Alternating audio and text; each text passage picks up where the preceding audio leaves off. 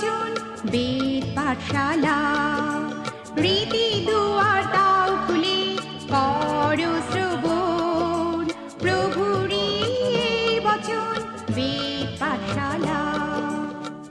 বেদ পাঠশালা অনুষ্ঠানের সকল শ্রোতাবন্ধুকে জানায় প্রীতি ও শুভেচ্ছা। এই অনুষ্ঠানের মাধ্যমে আপনি জানতে পারবেন কিভাবে আরও ঈশ্বরের নিকটবর্তী হওয়া যায়। তাহলে শুনুন আজকের অনুষ্ঠান বেদ পাঠশালা।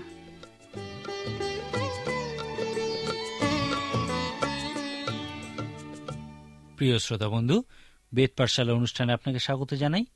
এই ধারাবাহিক বাইবেল অধ্যয়ন অনুষ্ঠানে আমরা এখন নতুন নিয়মে সাধু পৌলের পালকীয় পত্রগুলি অধ্যয়ন করছি।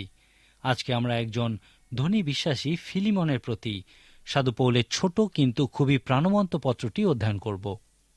আমরা যখন সাধু পৌলের এই পত্রগুলি অধ্যয়নের প্রায় শেষে এসে পৌঁছেছি, আমরা ক্রমপর্যায়ের একটু রদবদল করে এই ছোট পত্রটিকে আগে অধ্যয়ন করব, কারণ সাধু পৌলের শেষ পত্র দ্বিতীয় তিমথীয় পত্রটি আমরা একদম শেষে অধ্যয়ন করব। অতএব এখন আমরা সাধু পৌলের কারাবাসের সময় লেখা পত্রগুলির মধ্যে চতুর্থ পত্র ফিলিমনের প্রতি পত্রটি অধ্যয়ন করব। আমরা দেখব যে দ্বিতীয় তিমথীয় পত্রটি যেহেতু কারাগার থেকে লেখা হয়েছিল, সেই জন্য প্রকৃতপক্ষে সাধু পৌল কারাগার থেকে 5টি পত্র লিখেছিলেন। যদিও ফিলিমনের প্রতি এই পত্রটি সাধু পৌলের লেখা সবথেকে ছোট পত্র, কিন্তু আবেদনের ক্ষেত্রে বা বিশেষ করে সামাজিক আবেদনের ক্ষেত্রে এই পত্রটি প্রকৃতই দীর্ঘ। এই পত্রটি যে বিষয়ের জন্য লেখা হয়েছিল তা হল, ফিলিমন একজন ধনী পরজাতীয় ব্যক্তি ছিলেন যিনি কলসিতে থাকতেন।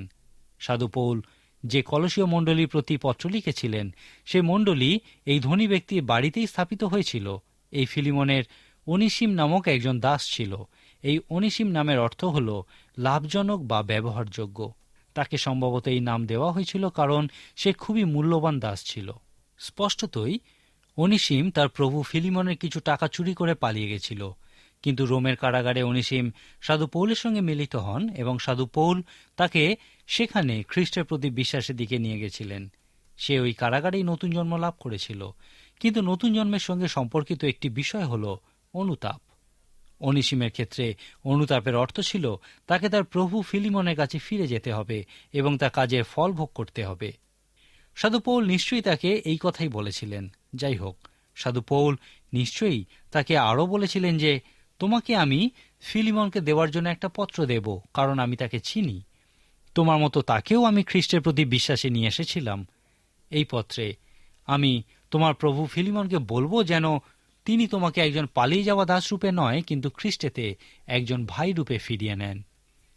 ফিলিমনের প্রতি সাধু পৌলের এই ছোট পত্রটি হল সেই পত্র যা অনিসিম যখন তার প্রভু ফিলিমনের কাছে ফিরে গেছিলেন তখন হাতে করে নিয়ে গেছিলেন।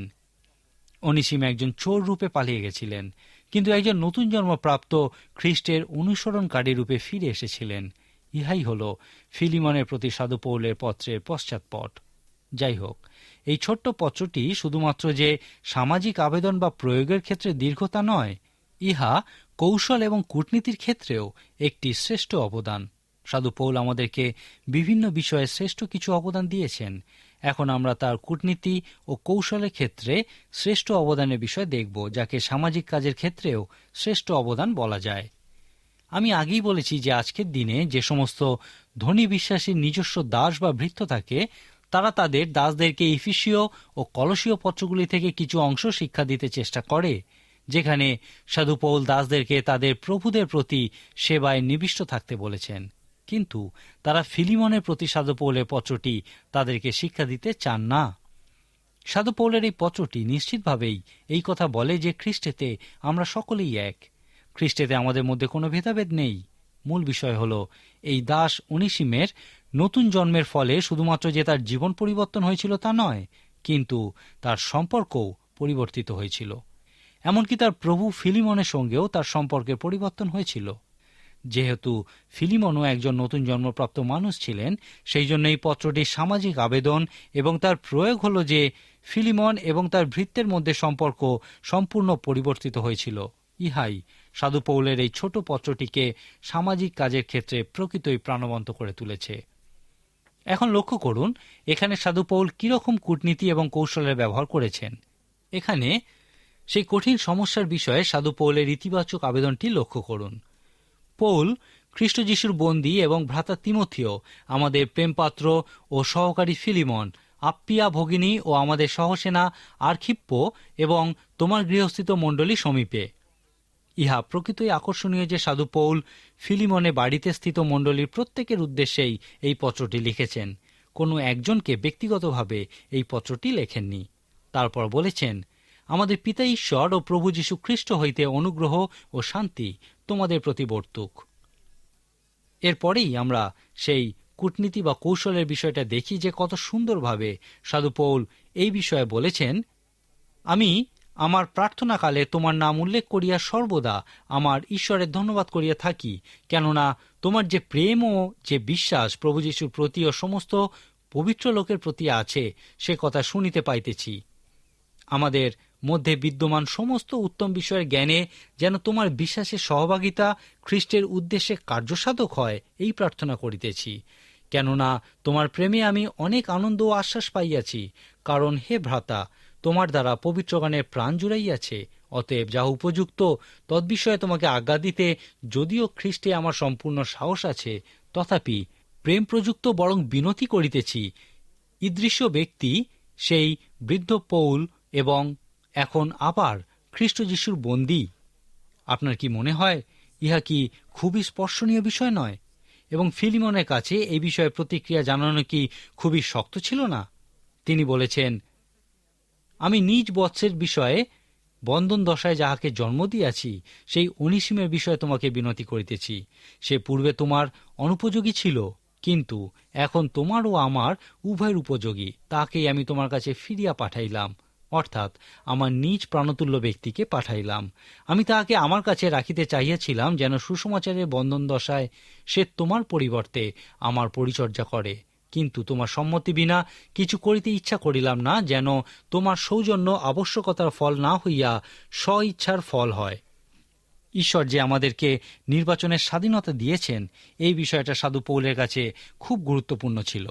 যখন তিনি জেরুজালেমে কষ্টপ্রাপ্ত বিশ্বাসীদের জন্য অর্থ সংগ্রহ করছিলেন এবং 2 করিন্থীয় 8 ও 9 অধ্যায়ের মতো চমৎকার 2টি অধ্যায় লিখেছিলেন, সেখানে এই বিষয়টার উপর কিভাবে তিনি জোর দিয়েছিলেন তা কি আপনার মনে আছে? দান সর্বদা স্বইচ্ছাতেই দেওয়া উচিত। ঈশ্বর হৃষ্টচিত্ত দাতাকেই ভালোবাসেন। প্রত্যেক মানুষের হৃদয়ের ইচ্ছা অনুযায়ী দান দেওয়া উচিত। সাধু পৌলের ক্ষেত্রে ইহা প্রকৃতই একটি গুরুত্বপূর্ণ বিষয় ছিল। সাধু পৌল আরও বলেছেন, কারণ হয়তো সে এই হেতুই কিয়ৎকালের নিমিত্ত পৃথকীকৃত হইয়াছিল, যেন তুমি অনন্তকালের জন্য তাহাকে পাইতে পারো। পুনরায় দাসের ন্যায় নয়, কিন্তু দাস অপেক্ষা শ্রেষ্ঠ ব্যক্তির প্রিয় ভ্রাতার ন্যায়। বিশেষ রূপে সে আমার প্রিয় এবং মাংসের ও প্রভুর উভয় সম্বন্ধে তোমার কত অধিক প্রিয়। অতএব যদি আমাকে সহভাগী জানো, তবে আমার তুল্য বলিয়া তাহাকে গ্রহণ করিও। আর যদি সে তোমার প্রতি কোনো অন্যায় করিয়া থাকে কিংবা তোমার কিছু ধারে, তবে তাহা আমার বলিয়া গণ্য করো। আমি পৌল স্বহস্তে ইহা লিখিলাম, আমি পরিশোধ করিব। তুমি যে আমার কাছে ঋণবৎ, আপনাকেও ধারো। তোমাকে একথা বলিতে চাই না। সাধু পৌল ফিলিমনকেও খ্রিস্টের কাছে নিয়ে এসেছিলেন, আর সেই জন্যই তাকে বলেছিলেন, আমার মনে হয় না এই বিষয়টা তোমাকে মনে করিয়ে দিতে হবে। তারপর তিনি বলেছেন, পুনরায় দাসের ন্যায় নয়, কিন্তু দাস অপেক্ষা শ্রেষ্ঠ ব্যক্তির প্রিয় ভ্রাতার ন্যায়। বিশেষ রূপে সে আমার প্রিয় এবং মাংসের ও প্রভুর উভয় সম্বন্ধে তোমার কত অধিক প্রিয়। অতএব যদি আমাকে সহভাগী জানো, তবে আমার তুল্য বলিয়া তাহাকে গ্রহণ করিও। আর যদি সে তোমার প্রতি কোনো অন্যায় করিয়া থাকে কিংবা তোমার কিছু ধারে, তবে তাহা আমার বলিয়া গণ্য করো। আমি পৌল স্বহস্তে ইহা লিখিলাম, আমি পরিশোধ করিব। তুমি যে আমার কাছে ঋণবৎ, আপনাকেও ধারো। তোমাকে একথা বলিতে চাই না। হ্যাঁ ভ্রাতা, প্রভুতে তোমা হইতে আমার লাভ হোক। তুমি খ্রিস্টে আমার প্রাণ জুড়াও। তোমার আজ্ঞাবহতায় দৃঢ় বিশ্বাস আছে বলিয়া তোমাকে লিখিলাম। যাহা বলিলাম তুমি তদপেক্ষা অধিক করিবে, ইহা জানি। কিন্তু আবার আমার জন্য বাসাও প্রস্তুত করিয়া রাখিও, কেননা আশা করি তোমাদের প্রার্থনা দ্বারা তোমাদিওকে প্রদত্ত হইব। এখানে সাধু পৌল ফিলিমনকে বলেছেন, তার প্রার্থনার ফলেই হয়তো তিনি কারাবাস থেকে মুক্ত হবেন, কারণ এই পত্রটি তিনি কারাগার থেকেই লিখেছিলেন। তারপর তিনি বলেছেন, খ্রিস্ট যিশুতে আমার সহবন্ধী ইপাফ্রা তোমাকে মঙ্গলবাদ করিতেছেন। মার্ক, আরিস্টার্ক, দিমা ও লুক আমার এই সহকারীগণ করিতেছেন। প্রভু যিশু খ্রিস্টের অনুগ্রহ তোমাদের আত্মার সহবর্তী হোক। ইহাই হল সেই পরজাতীয় ধনী ফিলিমনকে লেখা সাধু পৌলের ছোট্ট চমৎকার কূটনৈতিক অনুপ্রাণিত পত্র। এই পত্রটির মূল বিষয় হল যীশু খ্রিস্ট মানুষকে পরিবর্তিত করেন, এবং যখন তিনি মানুষকে পরিবর্তিত করেন তখন তাদের সম্পর্কেরও পরিবর্তন করেন। এখান থেকে এই আবেদনের বিষয়টি চিন্তা করুন। যীশু খ্রিস্ট কিভাবে সাধু পৌলের জীবন পরিবর্তন করেছিলেন। সাধু পৌল একজন ফরিসি ধর্মগুরু ছিলেন। তিনি খ্রিস্টের অনুসরণকারীদের হত্যা করতেন। চিন্তা করুন কিভাবে যীশু খ্রিস্ট তাকে পরিবর্তিত করেছিলেন। যদি খ্রিস্ট তাকে পরিবর্তিত না করতেন, তাহলে তার মতো একজন জিহুদি ধর্মগুরুর সঙ্গে ফিলিমনের মতো একজন অজিহুদির কিরকম সম্পর্ক থাকত। একজন জিহুদির কাছে কোনো অজিহুদির বাড়িতে যাওয়াও নিষিদ্ধ ছিল, এবং অবশ্যই যদি খ্রিস্ট সাধু পৌলকে পরিবর্তিত না করতেন, তাহলে অনিসিমের মতো গ্রিক দাসের সঙ্গেও তার কিরকম সম্পর্ক থাকত। একজন চোর পালিয়ে যাওয়া দাসের সঙ্গে সাধু পৌলের মতো ধর্মগুরুর কোনো সম্পর্ক থাকত কি, যদি না খ্রিস্ট তাদের উভয়কেই পরিবর্তিত করতেন। তারপর আমরা এই পত্রটির আবেদন ও প্রয়োগ রূপে যে প্রাণবন্ত বিষয়টি দেখি তা হল, চিন্তা করুন কিভাবে যীশু খ্রিস্ট ফিলিমনকে পরিবর্তিত করেছেন। এখানে সাধু পৌল যে বিষয়টি বলতে চেয়েছেন তা হল, ফিলিমনের জীবনে যীশু খ্রিস্ট যে পরিবর্তন সাধন করেছিলেন তা তার পালিয়ে যাওয়া ভৃত্য অনিসিমের সঙ্গে সম্পর্কের ক্ষেত্রেও প্রয়োগ করতে চেয়েছিলেন। তারপর চিন্তা করুন যীশু খ্রিস্ট কিভাবে অনিসিমের জীবন পরিবর্তন করেছিলেন। সে ছিল একজন চোর এবং পালিয়ে যাওয়া দাস। এই দুই ক্ষেত্রেই তার মৃত্যুদণ্ড হতে পারত, কিন্তু সে যেহেতু খ্রিস্টের প্রতি বিশ্বাসে এসেছিল, সেই জন্য সাধু পৌল তার প্রভু ফিলিমনকে পত্র মারফত বলেছিলেন, আমি চাই তুমি তাকে ফিরিয়ে নাও। নিশ্চিতভাবেই সাধু পৌল বলতে চেয়েছিলেন, আমি চাই তুমি তাকে ক্ষমা করো এবং একজন পালিয়ে যাওয়া দাস রূপে নয়, কিন্তু খ্রিস্টেতে ভাই রূপে তাকে গ্রহণ করো। ইহা কি প্রকৃতই একটা আশ্চর্যজনক বিষয় নয়? একজন চোর এবং পালিয়ে যাওয়া ভৃত্য যার মৃত্যুদণ্ড হতে পারত, তার বিষয়ে সাধু পৌল বলেছেন, ফিলিমন, একজন ভাইয়ের মতো তাকে গ্রহণ করো।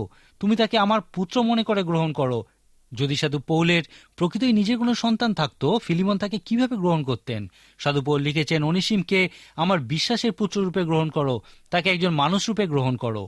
সেই সময় দাসদেরকে মানুষ রূপে গণ্য করা হতো না, তাদেরকে তাদের প্রভুদের সম্পত্তি রূপে গণ্য করা হতো।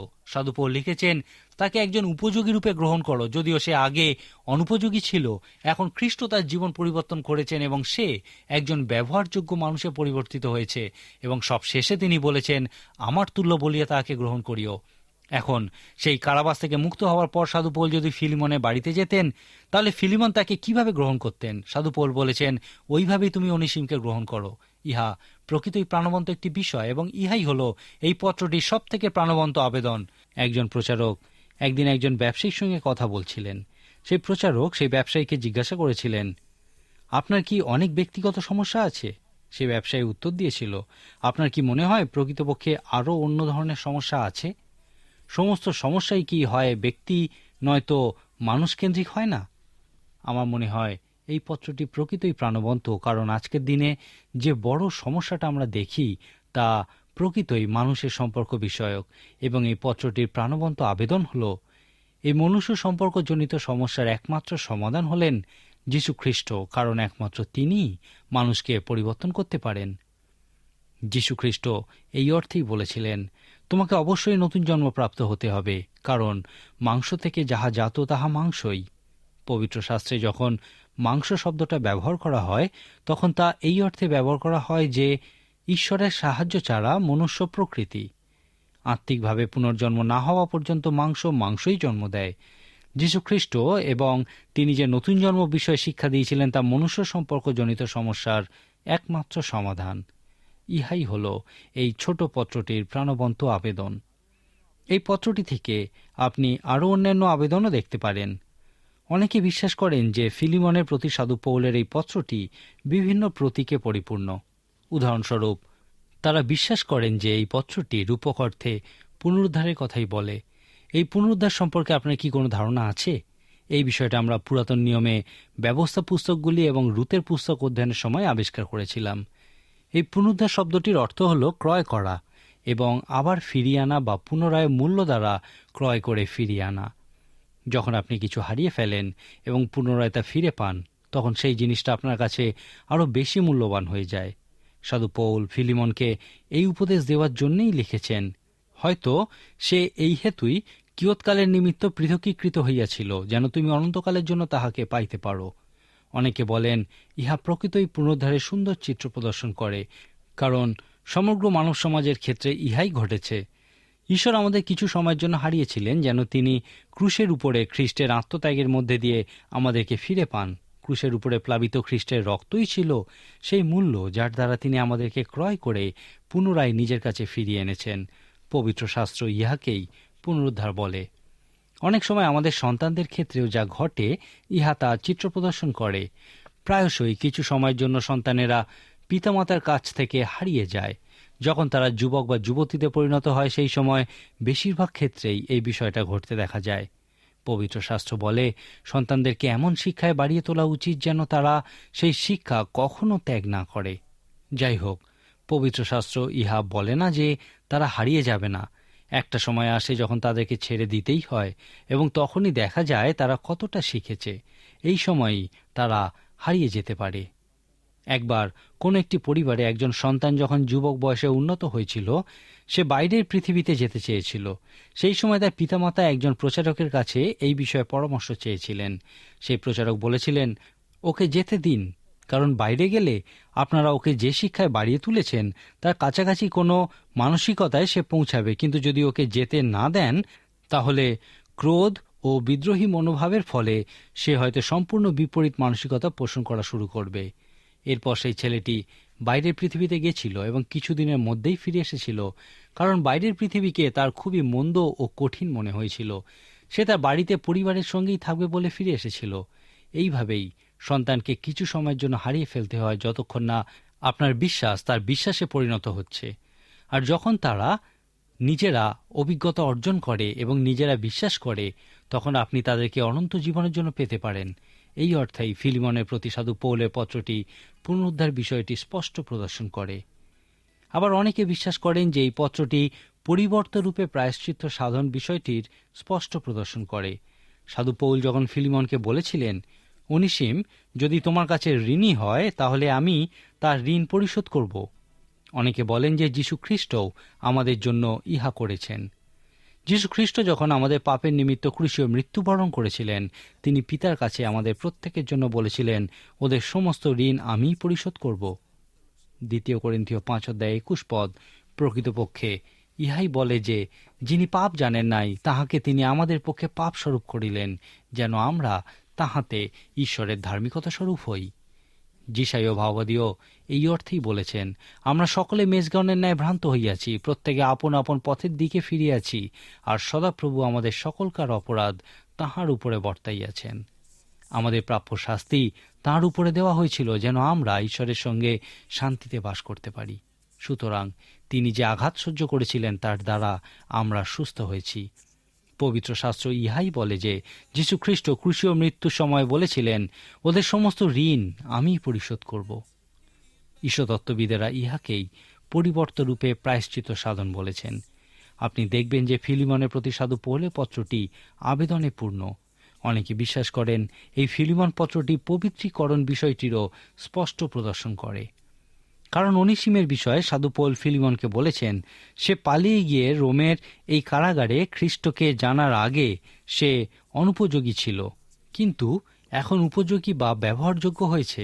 যাই হোক, তাকে তুমি কিছু সময়ের জন্য হারিয়েছিলে এবং সে খ্রিস্টকে খুঁজে পেয়েছে, আর এখন সে তার অন্তরে খ্রিস্টকে নিয়ে সেই দিব্য মাধুর্যের সঙ্গে তোমার কাছে ফিরে আসছে এবং ইহাই তাকে উপযোগী রূপে চলার শক্তি যোগাবে। সুসমাচার অধ্যয়নের সময় আমরা বলেছিলাম, যীশু খ্রিস্ট পিতরের সঙ্গে যেরকম ব্যবহার করেছিলেন, আমাদের সন্তানদের প্রতি সেই একই মানসিকতা রাখা খুবই উত্তম বিষয়। যীশু খ্রিস্ট সাধু পিতরকে বলেছিলেন, আমি তোমাকে পাহাড় বলে ডাকব। যদিও সাধু পিতর পাহাড়ের মতো স্থির ছিলেন না, কিন্তু যীশু খ্রিস্ট তাকে এই নামে 3 বছর ধরে ডেকেছিলেন, যতদিন না তিনি পাহাড়ের মতো স্থির ব্যক্তিতে পরিণত হন। আমরা আমাদের সন্তানদের ক্ষেত্রেও এই বিষয়টা প্রয়োগ করতে পারি।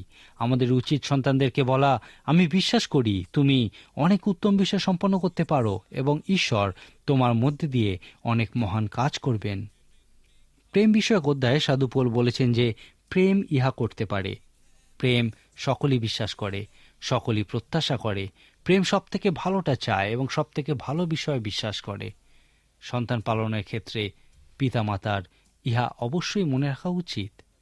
একজন প্রচারক এই বিষয়ে তার অভিজ্ঞতা থেকে বলেছেন, আমরা সন্তানদের কাছে আত্মার ফল বা খ্রিস্টের অনুসরণকারীদের জীবন দর্শন বিষয়ক মান আশা করতে পারি না, যতক্ষণ না তারা খ্রিস্টের অনুসরণকারীতে পরিণত হয়। যদি তারা আত্মা গ্রহণ না করে থাকে তাহলে তাদের কাছে আত্মার ফল আশা করা যায় না। এই জন্যেই অনেক সময় সন্তানেরা হতাশাগ্রস্ত হয়ে পড়ে, কারণ তাদের পিতামাতার আশানুরূপ ব্যবহার তারা করতে পারছে না। এখানে আবার আমরা দেখি অনিসিমের জীবন কিছু সুন্দর বিষয় স্পষ্ট প্রদর্শন করে। সাধু পৌল ফিলিমনকে লিখেছিলেন, কারণ হয়তো সে এই হেতুই কিয়ৎকালের নিমিত্ত পৃথকীকৃত হইয়াছিল, যেন তুমি অনন্তকালের জন্য তাহাকে পাইতে পারো, পুনরায় দাসের ন্যায় নয়, কিন্তু দাস অপেক্ষা শ্রেষ্ঠ ব্যক্তির প্রিয় ভ্রাতার ন্যায়। বিশেষরূপে সে আমার প্রিয় এবং মাংসের ও প্রভুর উভয়ের সম্বন্ধে তোমার কত অধিক প্রিয়। বাইবেলে ইহাকেই পবিত্রীকরণ বলা হয়েছে। আপনি ঈশ্বরের অনুগ্রহে নতুন জন্মপ্রাপ্ত এবং খ্রিস্টের অনুসরণকারী রূপে কিভাবে জীবনযাপন করবেন, পবিত্রীকরণ শব্দটা এই বিষয়ের সঙ্গেই সম্পর্কযুক্ত। ফিলিমনের প্রতিপত্রটি থেকে আরেকটি সুন্দর বিষয় আমরা দেখতে পারি। সাধু পৌল ফিলিমনকে বলেছিলেন, আর যদি সে তোমার প্রতি কোনো অন্যায় করিয়া থাকে কিংবা তোমার কিছু ধারে, তবে তাহা আমার বলিয়া গণ্য করো। আমি পৌল স্বহস্তে ইহা লিখিলাম, আমি পরিশোধ করিব। তুমি যে আমার কাছে ঋণবদ আপনাকেও ধারো, তোমাকে কথা বলিতে চাই না। এখানে আপনাকেও বা নিজেকে কথাটির ব্যবহার লক্ষ্য করুন। ইহা খুবই আকর্ষণীয় একটি শব্দ। অভিধানে এই শব্দটার যে অর্থ দেওয়া আছে তা হল প্রত্যেক ব্যক্তিকে যে অদ্বিতীয়তা দেওয়া হয়েছে যা অন্যদের থেকে তাকে স্বতন্ত্র করে। ইহাই হল আপনি বা নিজে শব্দটার অর্থ। ঈশ্বর যখন কোনো ব্যক্তির অস্তিত্বের পরিকল্পনা করেছিলেন, তিনি একই সঙ্গে অন্যদের থেকে স্বতন্ত্র রূপে তার অস্তিত্বের পরিকল্পনা করেছিলেন। ফিলিমনকে লেখা সাধু পৌলের পত্র অনুযায়ী আমরা নতুন জন্ম প্রাপ্ত না হওয়া পর্যন্ত প্রকৃত নিজস্ব ব্যক্তিত্ব লাভ করি না। ফিলিমন নতুন জন্মপ্রাপ্ত হয়েছিলেন বলেই সাধু পৌল তাকে বলেছিলেন, তুমি আমার কাছে ঋণী ফিলিমন। তুমি কখনোই একজন অনুপম অদ্বিতীয় অন্যের থেকে স্বতন্ত্র ব্যক্তিতে পরিণত হতে পারতে না যদি না নতুন জন্ম লাভ করতে। যেহেতু আমি তোমাকে এই নতুন জন্ম লাভ করতে সাহায্য করেছি, তুমি আমার কাছে ঋণী ফিলিমন। এই আপনি বা নিজে কথাটা আমাদেরকে কিছু শিক্ষা দেয়। অনেক মানুষই হতাশাগ্রস্ত এবং অসুখী, কারণ ঈশ্বর তাদের জন্য যা পরিকল্পনা করেছিলেন তারা সেই পরিকল্পনা অনুযায়ী চলেনি। ইহার ফলে আমরা যাকে পরিচয় সংকট বলে থাকি তারা সেই সমস্যায় ভুগছে। আমরা এমন অনেক মানুষকে দেখি যারা অবিরত এই বিষয়টি আবিষ্কার করার চেষ্টা করছে যে তারা কে, তারা কি এবং তাদের কোথায় থাকা উচিত। ফিলিমনের প্রতি সাধু পৌলের এই পত্র থেকে শেষ যে বিষয়টা স্পষ্ট প্রদর্শন আমরা দেখতে পাই তা হল, আপনি কখনোই সেই ব্যক্তিতে পরিণত হতে পারবেন না যে ব্যক্তিত্বের পরিকল্পনা ঈশ্বর আপনার জন্য করেছেন, যেখান থেকে আপনি কে, কি এবং কোথায় প্রশ্নের উত্তর পান, যতক্ষণ না আপনি যীশু খ্রিস্টে বিশ্বাস করছেন। সাধু পৌল, অনিসিম এবং ফিলিমনের মতোই আপনাকেও যীশু খ্রিস্টে অবশ্যই বিশ্বাস করতে হবে। যদি আপনি এই অনুষ্ঠান অনেক দিন ধরে শুনে আসছেন, বা যদি আপনি একজন নতুন শ্রোতা হন, কিন্তু যদি এখনও আপনার জীবনে সেই জায়গায় না পৌঁছে থাকেন যেখানে আপনি ঈশ্বরকে বলতে পারেন, আমি যীশু খ্রিস্টে বিশ্বাস করি যে তিনিই হলেন একমাত্র পথ, যে পথ তোমার সঙ্গে আমাকে সঠিক জায়গায় নিয়ে আসে, এবং আমি তাঁর শিক্ষা অনুসরণ করতে চাই, আমি সেই ব্যক্তিতে পরিণত হতে চাই। হে ঈশ্বর, তুমি আমাকে যেরকম ব্যক্তিতে পরিণত করতে চাও। যদি আপনি এই প্রার্থনা করে থাকেন তাহলে আমাদের সঙ্গে যোগাযোগ করুন।